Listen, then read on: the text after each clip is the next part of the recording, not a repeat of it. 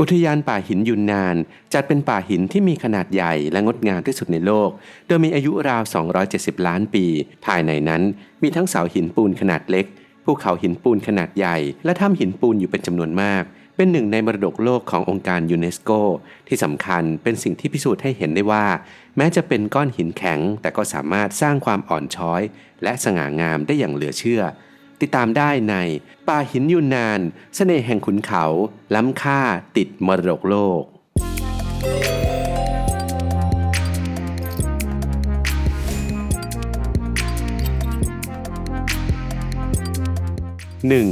อุทยานป่าหินที่ใหญ่และงดงามที่สุดในโลกอุทยานป่าหินยูนนานหรือซือหลินถือเป็นสิ่งมหัศจรรย์แห่งแรกของโลกนับตั้งแต่สมัยราชวงศ์หมิงโดยจัดเป็นป่าหินที่มีขนาดใหญ่และงดงามที่สุดในโลกเชื่อกันว่าป่าหินแห่งนี้มีอายุราว270ล้านปีอยู่ห่างจากตัวเมืองคุนหมิงประมาณ90กิโลเมตรภายในเขตอุทยานป่าหินมีทั้งเสาหินปูนขนาดเล็กภูเขาหินปูนขนาดใหญ่และถ้ำหินปูนอยู่เป็นจำนวนมากป่าหินยูนนานตั้งอยู่ในอำเภอซือหลินเมืองคุนหมิงมณฑลยูนนานของจีนภายในพื้นที่350ตารางกิโลเมตรที่มีภูเขาสูงต่ำทอดตัวยาวเหยียดออกไปมียอดหินและเสาหินน้อยใหญ่ตั้งเรียงรายกระจัดกระจายอยู่ตามเนินเขาตามหุบเขาและพื้นที่ราบแบ่งเป็นป่าหินใหญ่กับป่าหินน้อยภายในป่าหินมีทางแยกมากกว่า400สายมีจุดท่องเที่ยวกว่า200จุดจึงได้สมญานามว่าวังวนใต้ทะเลไม่ว่าจะเป็นป่าหินใหญ่หรือป่าหินน้อยป่าหินแต่ละแห่งต่างก็มีจุดที่น่าสนใจแตกต่างกันออกไปป่าหินใหญ่ตั้งอยู่ทางตอนกลางของอุทยานที่นี่เต็มไปด้วยหินสารพัดรูปแบบนับเป็นเขตทัศนียภาพที่มีลักษณะเฉพาะตัวและมีประวัติศาสตร์ยาวนานที่สุดภายในบริเวณป่าหินใหญ่มีจุดท่องเที่ยวหลายแห่งเป็นที่นิยมของนักท่องเที่ยวทั้งหลายเช่นยอดดอกบัวสระคมดาบภูเขามีดและทะเลไฟ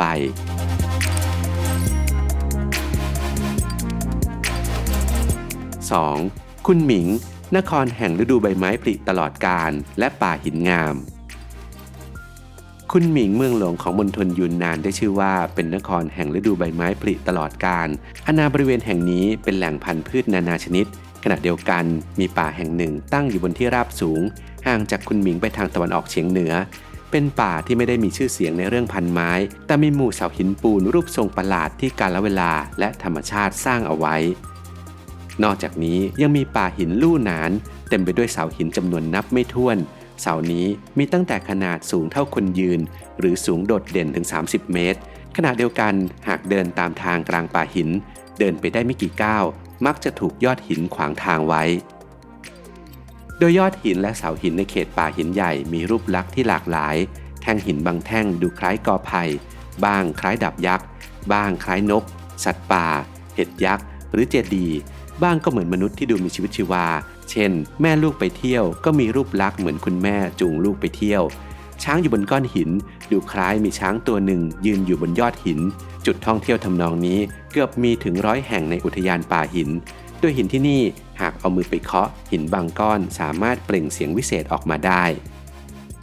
ทั้งนี้ขึ้นอยู่กับจินตนาการของคนมองโดยลักษณะของหินเหล่านี้ได้ปลุกเร้าจินตนาการของมนุษย์มาหลายยุคเห็นได้จากชื่อที่ตั้งขึ้นเช่นหงส์ไซขนลั่นน้ำตกซุ้มสิงโต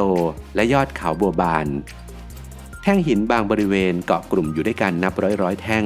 บางก็แยกจากกันยืนโดดเด่นตามหลืบของโพรงโดยระหว่างแท่งหินอันมืดมิดมักจะมีบ่อน้ำและอุโมงค์รวมไปถึงถ้ำเล็กๆขณะที่บนทางเดินคดเคี้ยวจะมีพันธุ์พืชที่ขึ้นตามผนังผาชันและแตกแขนงอย่างไม่มีที่สิ้นสุดขึ้นอยู่กับว่าแท่งหินปูนรูปทรงแปลกประหลาดนั้นจะแยกไปทางใดทำให้เกิดเส้นทางวกวนราวกับเขาวงกตเกินที่ฝีมือมนุษย์จะสร้างและลอกเลียนแบบได้นอกจากนี้ป่าหินนี้ยังมีสะพานอยู่หลายแห่งทั้งสะพานหินธรรมชาติและสะพานที่มนุษย์สร้างขึ้นตลอดจนศาลานั่งพักซึ่งให้บรรยากาศร่มรื่นเย็นสบายแบบสวนป่าส่วนไลเคนและมอสจะขึ้นปกคลุมหินผาหลายแห่งทั้งที่ป่าหินแห่งนี้แน่นทึบจนแทบไม่มีดินและแสงก็มีเพียงจำกัดแต่ไม้เลื้อยบางชนิดยังสามารถงอกเกาะอยู่บนแผ่นผาอีกทั้งยังผลิตดอกสีแดงสีชมพูช่วยแต่งเติมสีสันสดใสให้แก่ป่าหินงดงามยิ่งขึ้น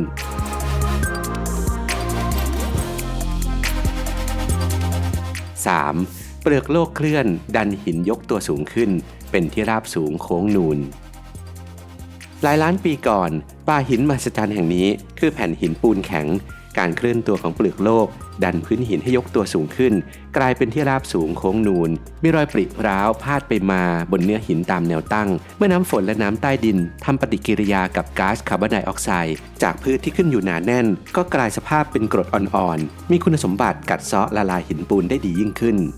ส่วนรอยแตกร้าวซึ่งมีมาแต่เดิมถูกกัดเซาะหนักเข้าจนเป็นร่องลึกกว้างใหญ่แผ่นหินปูนตรงใจกลางของป่าหินถูกกัดกร่อนจนกลายสภาพจากเดิมแทบหมดสิ้นหลงเหลือแต่แท่งหินปลายศอกแหลมยอดสูงเสียดฟ้า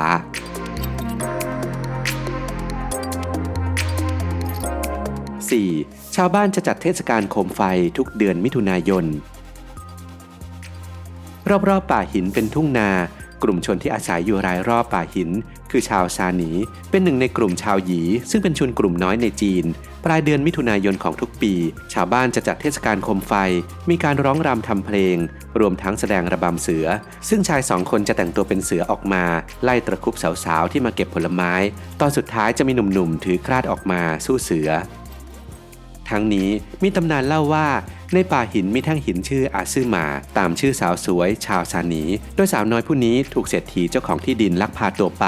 คู่รักของเธอชื่ออาไห่ผู้มีเวทมนต์วิเศษตามไปช่วยแต่เกิดเรื่องเศร้าซะก่อนหญิงสาวตายและกลายเป็นหินเฝ้ารอให้อาไห่มาหาจนถึงบัดนี้นอกจากนี้ยังมีตำนานพื้นบ้านบอกเล่ากำเนิดของป่าหินนี้ด้วยเช่นว่ากันว่าป่าหินนี้เกิดจากฝีมือของจางกัวเหล่าหนึ่งในเซียนทั้ง8ของจีนที่วันหนึ่งเมธีผู้มีเมตตาผู้นี้ได้ขี่ลาข้ามที่ราบอันไพศาลผ่านมาพบคู่รักที่กำลังพรอดรักกันในที่โล่งแจ้งท่านจึงรำพึงว่าเหตุใดคู่รักหนุ่มสาวจึงไม่มีแม้แต่มุมส่วนตัวที่จะหาความสุขสำราญทันใดนั้นท่านจึงบันดาลให้เขาที่อยู่ใกล้ที่สุดกลิ้งเข้ามาโอบล้อมจุดที่ท่านยืนอยู่แล้วเนรมิตเขาวงกฏให้เป็นที่พักพิงพรอดรัก5.